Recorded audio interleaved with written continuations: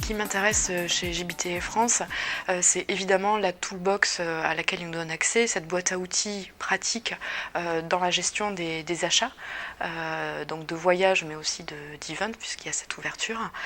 Et donc relativement à l'ouverture, ça va être aussi ce benchmark qui est possible, non pas franco-français, mais d'ouvrir à la région et au monde.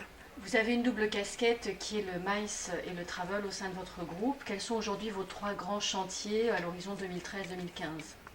Alors, une vraie tendance qui s'affirme ces derniers temps va être déjà une convergence entre le MICE et le voyage en tant que tel. C'est vrai qu'on entend de plus en plus parler de meetings pour gérer en fait la double casquette. Évidemment, c'est quelque chose qui m'intéresse et qui sera très probablement un des chantiers sur lesquels on va très fortement travailler à venir, dans la période à venir. Il va y avoir aussi un autre chantier qui est relatif en fait à l'amélioration de notre programme hôtel. Bien qu'il soit déjà, on va dire, assez consistant, on peut toujours faire mieux et en ce sens, les benchmarks et les outils qui seront donnés vont fortement m'intéresser.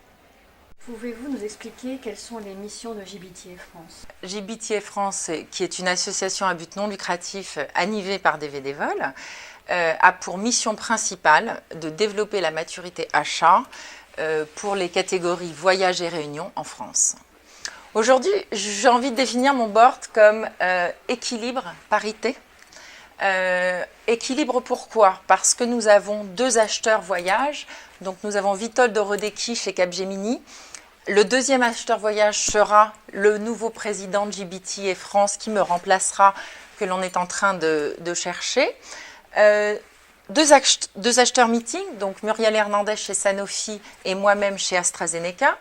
Et on a aussi dans notre board un responsable IT qui travaille sur l'ergonomie de tous ces outils pour le voyageur. Et je pense que c'était très important de ne pas oublier l'utilisateur final qui est soit le voyageur, soit le participant à un événement.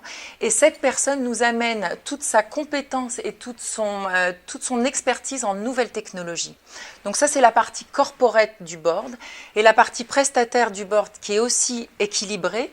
Nous avons 2 prestataires voyage qui sont Rémi Bouisset chez HRG qui représente l'agence de voyage et nous avons également Stanislas Berthelot chez Cades qui va aussi nous apporter ce savoir et cette expertise en nouvelles technologies et le pendant côté meeting avec Agnès Benveni chez Carlson Wagonlit Meeting and Event et également Simone Sfer de Bedou qui aussi amène le côté technologique en fournissant une plateforme de réservation pour les meetings.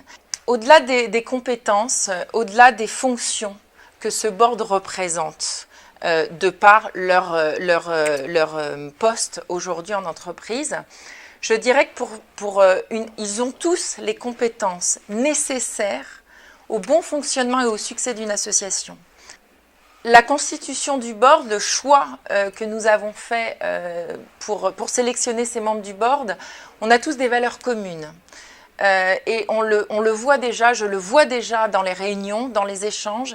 Les valeurs communes qui nous portent aujourd'hui sont l'éthique, la transparence, l'écoute, le respect de l'autre, la bienveillance. Tout ça autour d'une énergie et d'un élan. On sent déjà un dynamisme de l'ensemble des membres du board. Et je dirais qu'on est tous très motivés pour provoquer le marché, pour faire avancer les débats, afin d'améliorer la maturité achat voyage et réunion en France.